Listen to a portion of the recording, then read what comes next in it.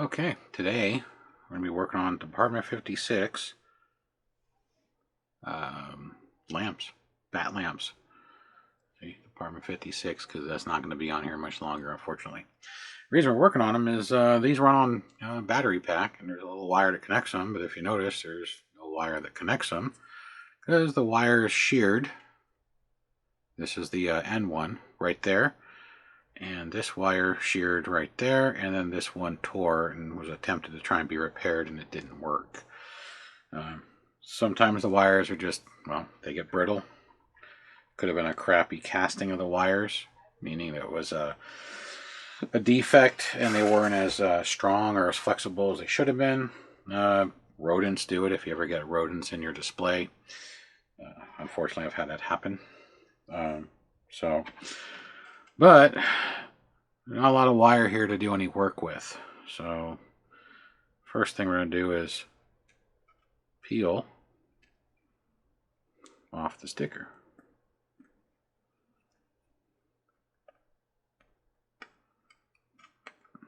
The sticker is stuck on pretty good. Probably the strongest part of the whole assembly.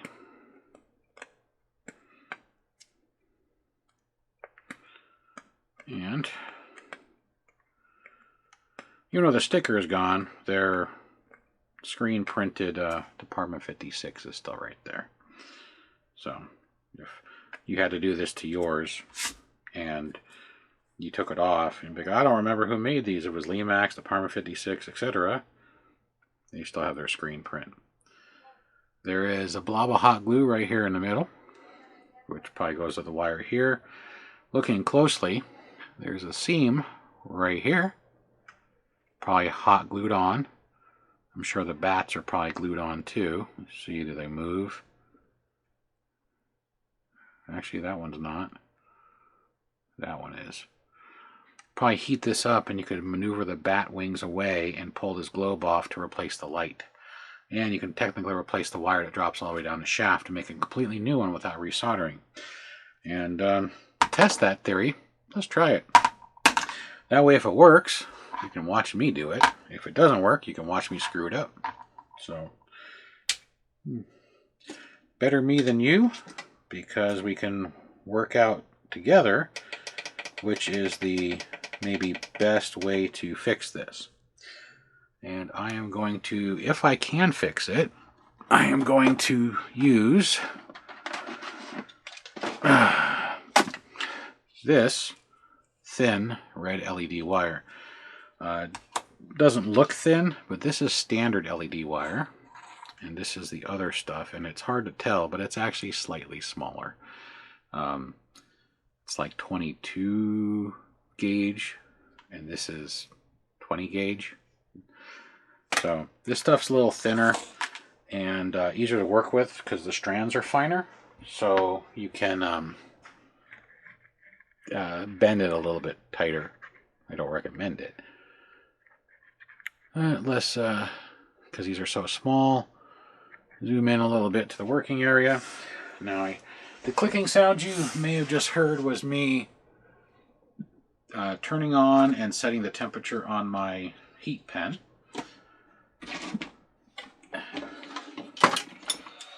This guy. I have so much stuff. I really need to organize this bench. And first thing I'm going to do is I'm going to try and get this cork out of the bottom. So I'm going to just apply heat. The glue is turning shiny, which means it's starting to get warm. I have my heat pen set at, oh, it's nice and tacky now. You can probably see the snot strings. I have my heat pen set at 115 degrees Celsius. If you set your heat pen down like this, do not hit it with your arm. You'll remember the first time you do it not to do it again. So,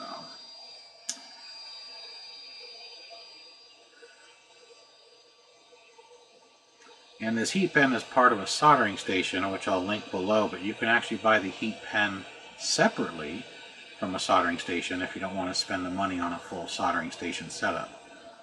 There we go. Heated it up and pulled out the hot glue cork, and you can see the big old hole in the center. I'm not putting that cork back in, so I'm going to move it. Now this wire, which is put in this groove right here, is also glued down. I think I've lost my residual heat, so I'm going to have to reheat it up to peel that wire.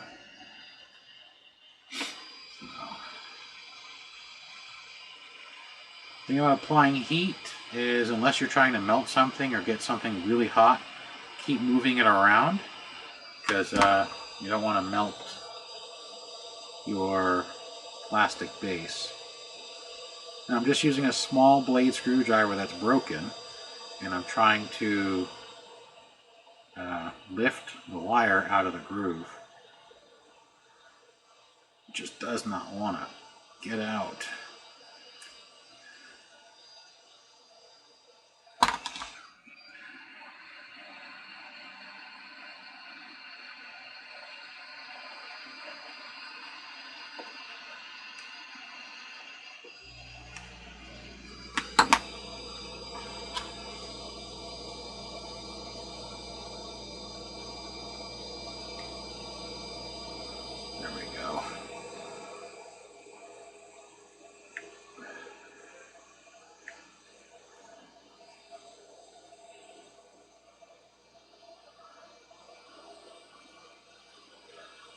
I'm not too worried about the fact that the wire is shredding, since I'm going to be trying to replace the whole wire from the light down. But I do want it removed from the groove completely, so when I pull the light head off, I'm not yanking to try and break it free. It'll just pull out.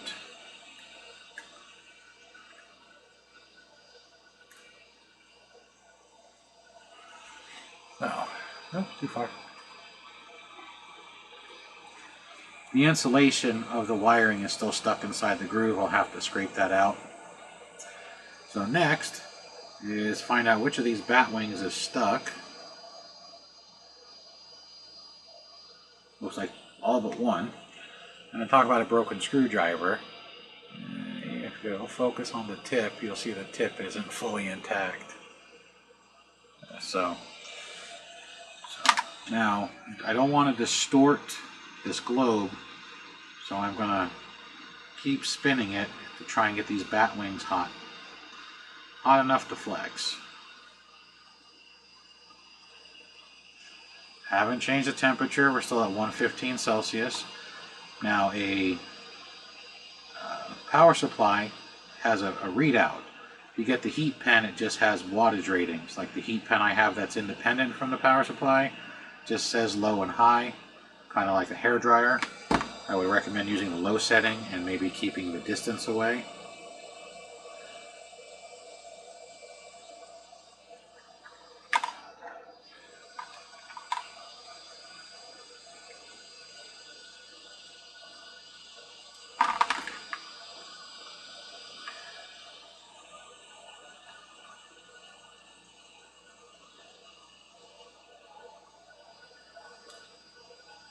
Alright, that's one wing down, and 5 more to go. That's 2 wings. That's 3. Ouch. 4. 5. And 6. So heating it up and then using a small screwdriver, you can see that the wings are now separated. Now I'm going to focus on putting heat between the bats right at this separation point. Right there.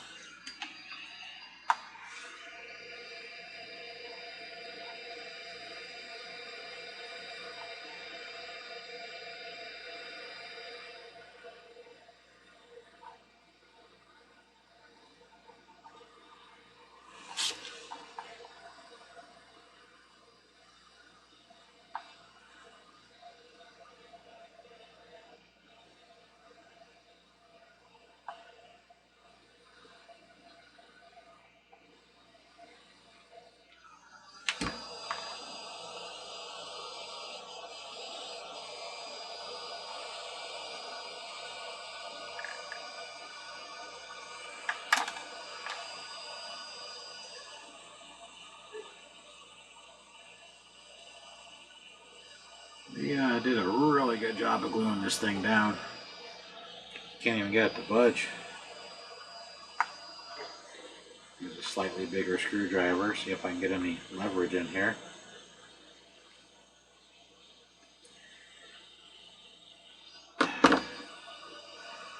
Now the globe is a two-piece globe. I can see the seam that goes all the way around. Even if I can get maybe one side to break free.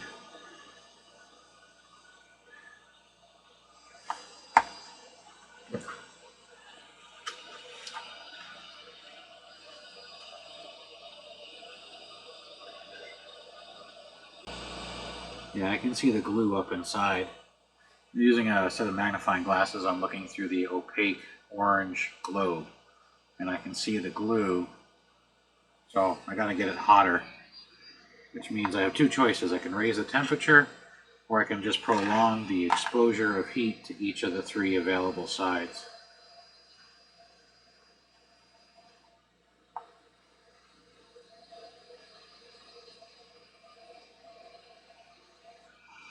Also, if you get a heat pen, going back to the heat pen subject, they have different size nozzles. This one's kind of nice. It's a small nozzle, so it pinpoints the heat.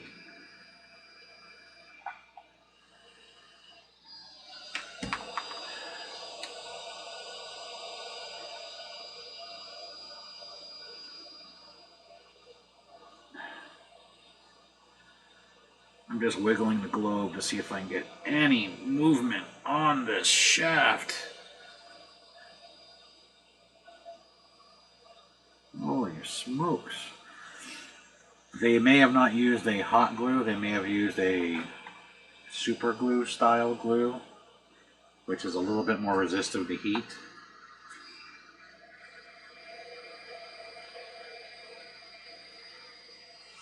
And I'm going to bump the temperature up a hair. 10 more degrees Celsius, so it's now at 125. It's also important if you get a heat pen, going back to the heat pen again, this one only pulls from this side, and the vents are right here. And the other side's blank, so that's the side you want to put closer to your hand, so if it drops back, it doesn't starve it of oxygen. And that's how you burn out the coils. I do have a heat pen that is not attached to a machine, like I was saying. It actually sucks from both sides because it's a higher end one, but it only comes with two different nozzle tips, and none of them are fine because it was designed for doing wiring. Designed for, oh, there we go. Now I got it hot enough it's starting to move.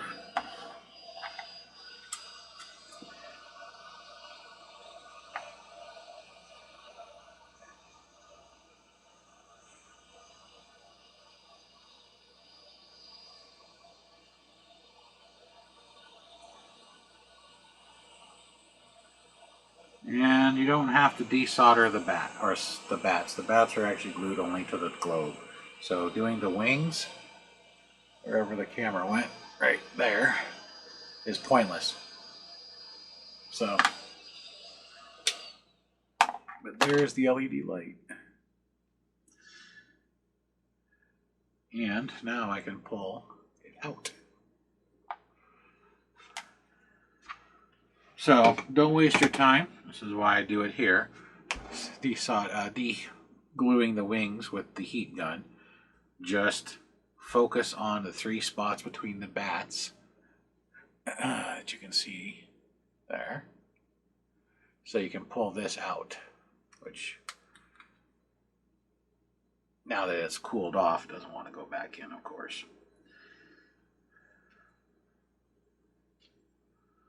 There we go. Nope, it only goes in one way. It's got a flat spot. It's not a round hole. It's a hole with a flat spot. So you gotta get the flat spot into alignment, and then it just drops right back in. So now the wire they use is much thinner than the wire I have. I do have wire this thin. I just don't like using it because it's solid core, which means that if you flex it too many times, it just breaks. It's not braided wire like this. But I do want to test this wire and make sure that the LED actually functions. that one, I didn't damage it with the heat gun, and two, it didn't get damaged when the wires got shorted out and cut. So I'm going to fire up my voltage regulator here to 1.8 volts. Most LEDs run between 1.7 to 2.1. It's always good to start low voltage and work your way up, because if you go to a high voltage and work your way down, you probably blew the LED. They're very, very, very voltage sensitive. So, trying to get some clean wire, except there we go. I don't know which is hot and which is negative, but I'm going to guess and see if it works.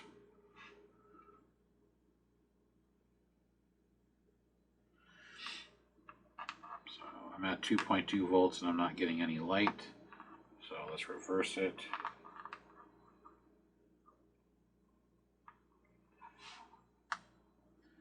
So I could have a bad LED, unless they're white. If they're white, they'll be closer to 3 volts. All right, I'm at 2.5 volts and I still don't have any light. I'm going to assume it's a bad LED. Oh, no, it's white. If you can see the glow.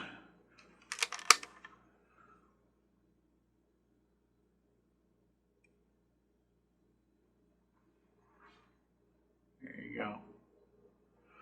So that's at 3 volts. And then if I put it in there, that's kind of what it looks like. I don't actually like that. To me, that looks horrible. The white LED on the inside, this yellow just looks sickly. So I'll bring it up.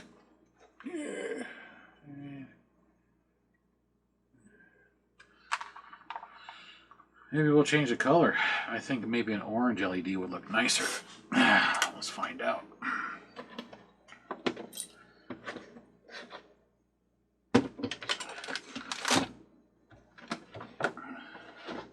That, or maybe a yellow LED that will compensate the yellowing in the lens instead of a white LED. Probably have to run a resistor on it, which is fine, since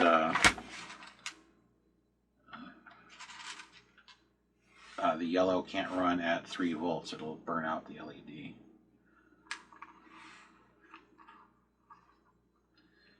It'll actually turn orange before it does it too. It's kind of interesting.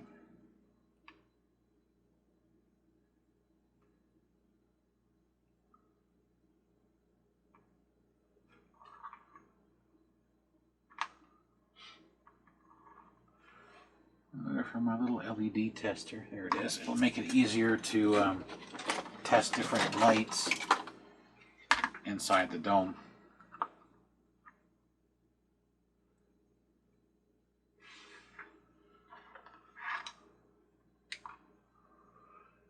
To me, that's a much better color. And I used a flicker. I don't think I might not use the flicker, but this is a yellow flicker.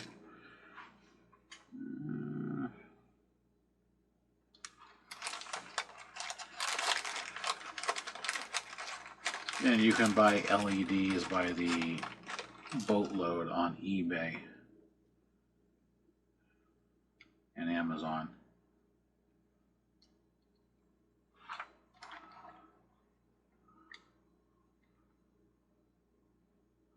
Oh, that's a yellow flicker too. You don't want a flicker, you want a solid. Purple, green, blue,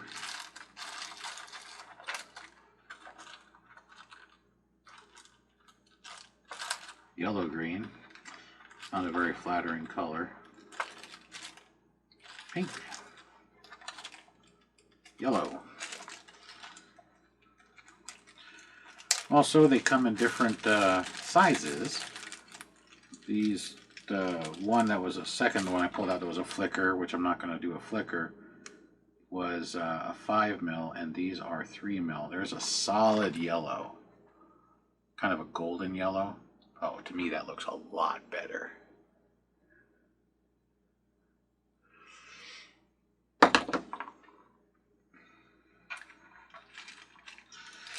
What I'm going to do is I'm going to get the other dome off, I'm going to put the yellow into one dome and the white into the other, and I'll turn the lights off. And that way you can have a comparison of the OEM white to the, what looks better to me, yellow. So now we just need to do the same thing to this side, and then clean out these tracks to get the remnants out. So to save on time and keep you guys not bored and all this, I'm going to go ahead and pause. We're going to do the same thing. I'm going to peel the sticker off, heat up the glue, heat up the base, not taking the wings off, and get the access to the inside.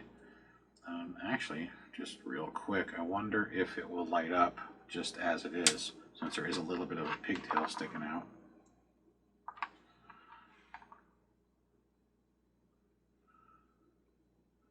Okay, it does. All right, so let me turn off some lights and we'll compare the two.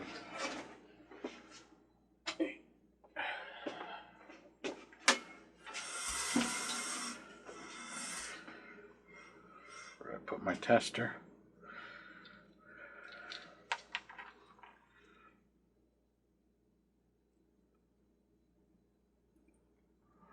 There's the yellow.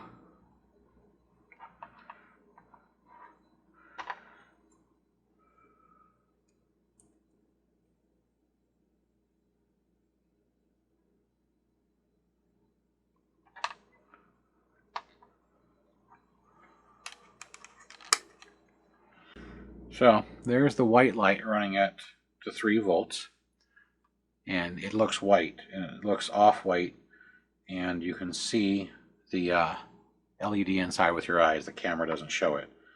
And then here is the yellow, which to me looks more like a yellow moon versus a white moon, kind of like a harvest type moon where it's down low at the edge of the sky. And you can see the illumination. You can see how wide this is and how narrow this is. So if you want a darker village or a more eerie village, go with a yellow moon.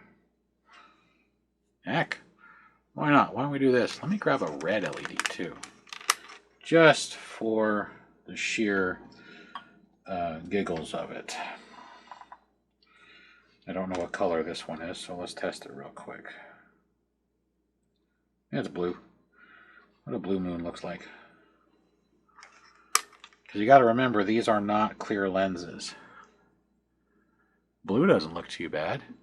It has a pretty wide on the camera, but in person, this beam out here isn't very bright. I can see it, but this I can see illuminating even off the camera over here. And I can see my hand on the wall making shadows. The blue, yeah, it doesn't have the same effect. It doesn't look bad, but it looks white in the center on the camera right in here when it's actually not. It's actually just blue.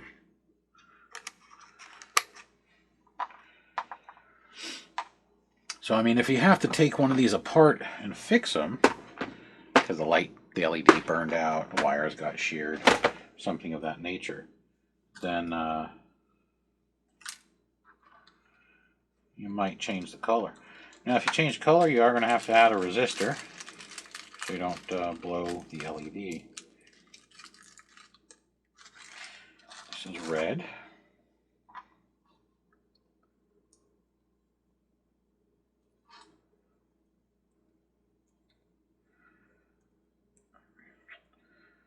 There we go. And light back off.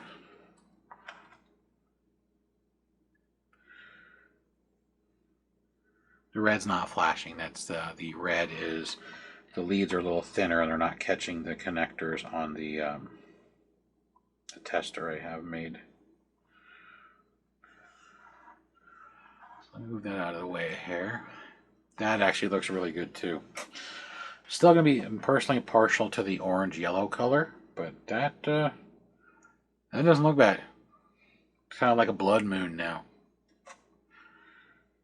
And technically, if the voltage ranges of the LEDs are similar, you could use 2 different colors and be fine. But the voltage range on this white versus this red is nearly a volt. So if I put one resistor on there, the red would be really dim because the white wants more of the power. So you'd have to run 2 resistors and you have to run the wires in parallel. But the orange, the yellow-orange, and the red have the same forward voltage. Sorry, the light was coming back, should have told you. Like I said, this has a yellowish color, as you can see. So I'm trying to complement this yellowish color with a new light.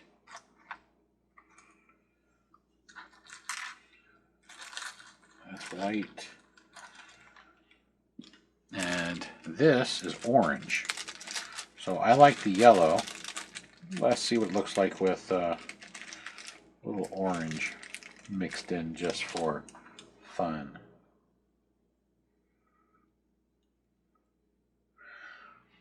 Alright, light off. Get in all the way. So that is the orange. Actually, the orange looks really good too. Actually, I think the orange looks better than the yellow. Yeah, keep moving the white away because the white's so overpowering. But, oops, get back in there. There you go.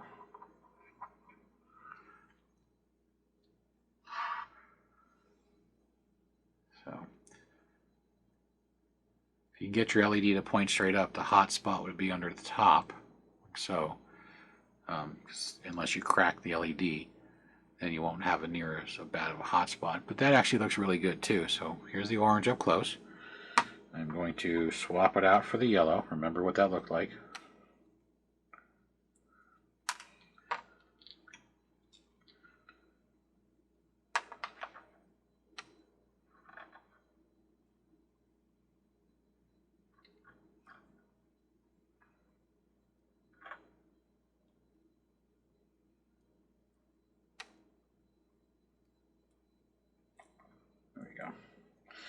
Took a second there due to I couldn't see the pinholes. And then there's the yellow. I don't know. I'm really torn. Yeah, I think I'm gonna go with the yellow. I think the yellow just looks better. It's a little bit brighter, and it complements the shading of the plastic. So, light's coming back. Click.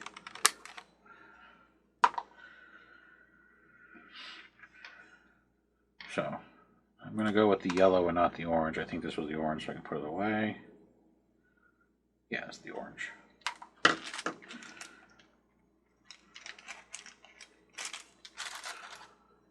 So we're nearly the 30-minute mark, and we just, well, I just decided what color I'm going to change these to. So I'm going to put these 2 in its place, get rid of the whites. Well, I won't throw them away. They're still good LEDs. I'll just put them in my white LED pile. And solder a wire between them. Now what's also nice is the wire that comes between them is a certain length. And in some villages the distance is too short or too long. If you have to repair these like this, you can make up your own distance and go, I need a 12-inch section or a 24-inch section or a 16-inch section. And then the wire that goes from the first light here to your power supply, if you have the little box that it connects to, or if you make your own, you can make that any length too. So you can hide it somewhere. You don't have to be stuck with the 4-inch cord or the 8-inch cord, because usually the Parma 56 has shorter cords than like Limax does for their accessory pieces.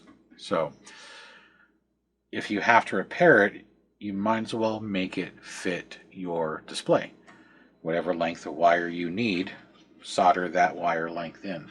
So I'm going to pause the video since we're now at over 30 minutes, and I'm going to get this one apart. Same process. I'm going to dig it out, heat it up, pop the cork, heat this up, pull it out. I'm just not going to break the wings off from the globe itself. And I'm going to get these LEDs set on some wire I'm going to figure out what I'm going to use, where I'm going to use it in my display to figure out how much wire I need between the two. And then I'll show you how to do the soldering and the heat shrink, because if you look at this guy right here, this leg's just got bare with a solder joint, and this one has a small piece of heat shrink. That's because if these two touch each other, it shorts out, and, well, the light won't come on. So I'm going to stop right here. I'm going to take these apart. Battery stuck. Take this one apart, and I'm going to see if this is going to be flexible enough. Now, the way I do my displays, I don't care that they're red and black versus just black only, due to the fact I usually run this stuff under the mats or under the bases. You never see the wiring on about 99% of my stuff. It's all hidden and tucked. So I don't have a preference over the two-tone color. If you do, you can find two-strand or zip wire that's all black or all green or all blue or brown, etc. So you can get colors. Most wire that says LED wire will always come red and black. I have seen them come yellow and blue, but the majority of them always defaulted to those two colors. And that's so you can't screw them up, which you can still screw up. So it is what it is. But anyhow, I will be back in a few with a disassembled lamp. Probably one of them will be reassembled, and then I'll show you how to do the other one with the glue and the sliding and the feeding. That way, again, we don't waste a lot of time on the video doing everything in duplicate. And I'll show you how we're going to do the two-wire run in this one. Since this is a single wire, it's going to be relatively easy to feed the wire through. It'll just slide right on down. I just got to clean out the mess in the bottom. Or you can slide it up, it doesn't matter. But you can put it in, and you have plenty of room. But when you run two of these sets of wires, it's going to be a little tighter. So we'll go over all of that. But yeah, we're going to fix these bat lamps, and I'm going to put them in my display because they're actually mine. I got them specifically because they were damaged, and figured it'd be good content for you all to learn, maybe, or assist if you have a set of damaged accessories like this, the lights in general, whether they are this style or the bent light poles, etc. So bear with me, be back in a few. Okay. Got the other one strung through, so now they're both corded. And there's two ways of connecting this to each other. One is before you feed the wire all the way up, cut this insulation and then solder these on and use some heat shrink. That's what I was really going to do, but when I looked at where I'm going to place this in my display, if I have them daisy chained, where they're connected like this to each other, it's not going to be as good. If I have them where they go behind my display and meet in the back, it's actually going to work better for me. So that's what I'm going to do, is I'm going to have these two meet in one point and then run off to the sides. So what you need, if you don't have the original battery box with the adapter port, because I don't, these were 3-volt lights originally, but I don't have the battery box anymore, and I'm not going to be using the Department 56 plug. So you need a resistor. You need, if you're going to do it on a 4.5 volt, you need a 100 ohm resistor, which I got one right here. You go a little darker, you go 125 or 150 ohms. If you don't want it as bright, I'm going to have it a hair brighter. So you don't want to go below 100 ohms because you're going to be overdriving the LED. And you don't want to go much higher than 300 because then they're going to be super, super dim. This is a little 100 ohm quarter watt resistor. And what I'm going to do is tie these two lights to a barrel jack, the female side. We're familiar with the male side, which is the side right here on the end of the Limax plug. So, and on this, the long side is hot and the short side is not. So, I'm going to put the resistor on the short side.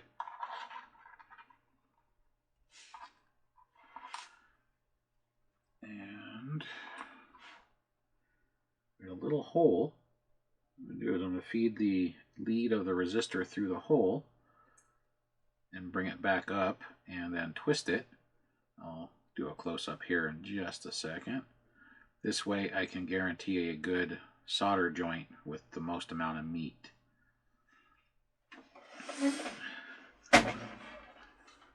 There's the camera. Right there. You can see I kind of just shoved it through the hole and then wrapped it around. So when I solder this, it solders more of the wire, get a little bit stronger bite.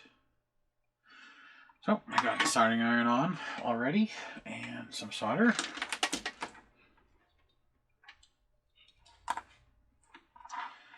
I shouldn't have to flux this, but you can if you need to.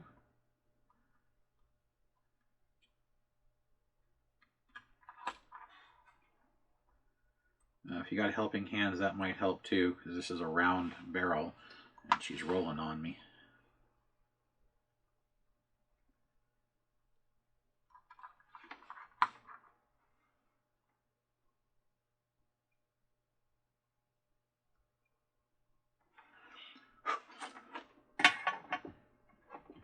Alright, so a little bit of a solder right there. So that way it's good to go. And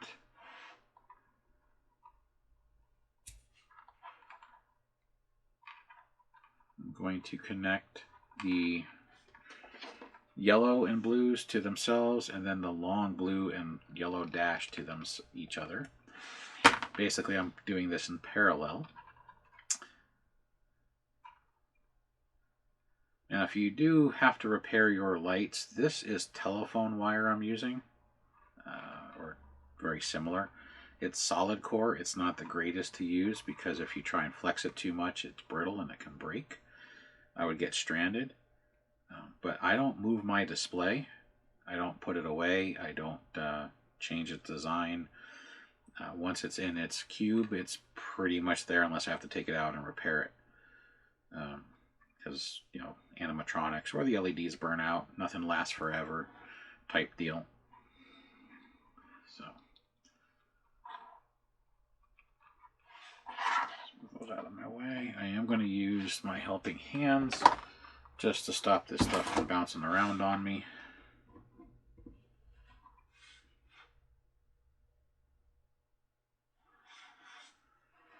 And then this is the Limax adapter, just to give you an idea with the resistor.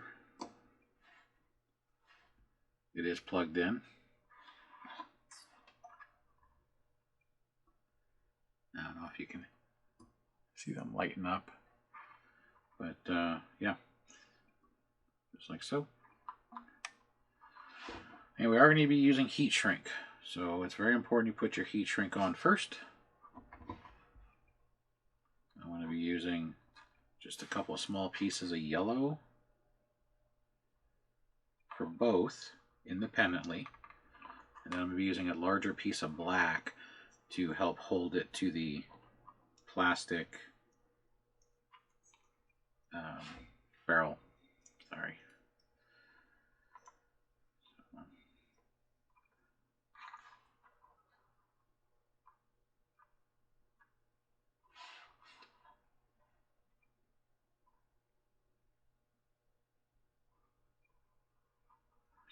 Alright, and on mine, because you can use whatever color wire you need, my long blue and yellow, I'm going to stick through the other hole if I don't keep dropping it.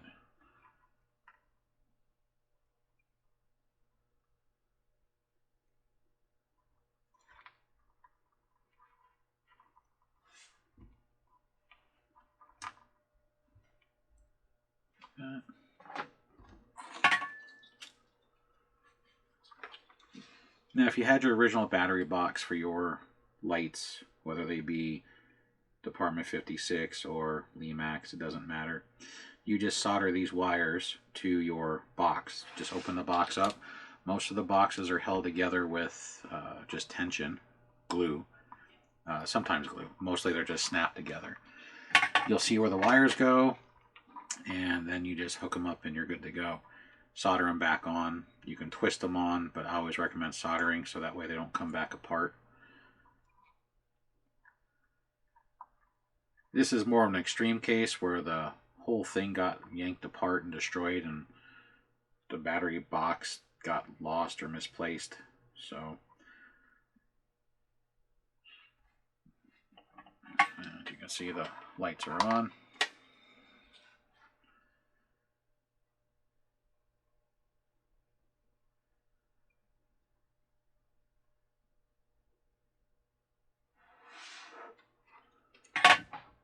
Go. So, and then I'm going to slide the yellow insulation up and over the top connection on the one side. The yellow insulation up on the other one to cover the bottom connection so they don't touch each other.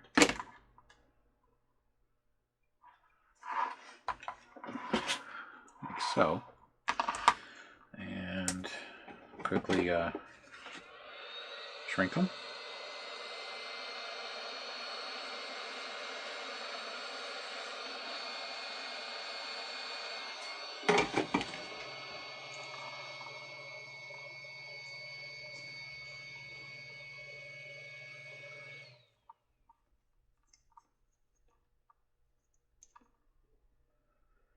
And then we're going to slide this black insulation over all of it. And then I'm going to stick it over the threads.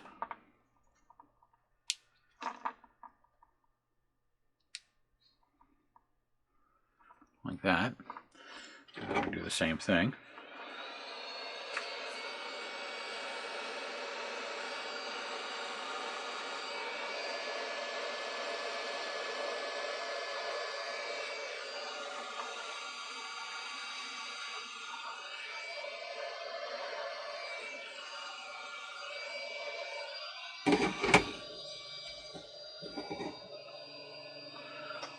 There you go.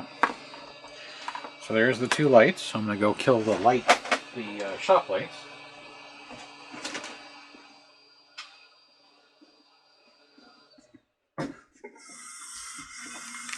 And one more. So there we go. We have two golden colored LED lights. This one is slightly brighter. The tolerances on some of these LEDs are off, meaning that one won't be as bright as the other, especially when you buy them in a 100 or 200 pack from China. That doesn't concern me too much because sometimes having dissimilar items can make your village look nice. So, and if you ever look at people's lights, sometimes you have a dim one and a bright one because they have two different wattage bulbs.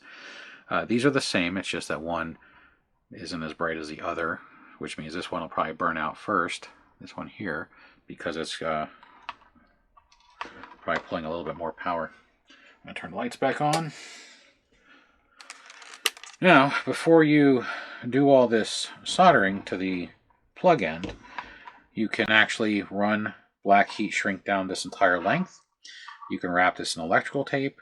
You can paint it.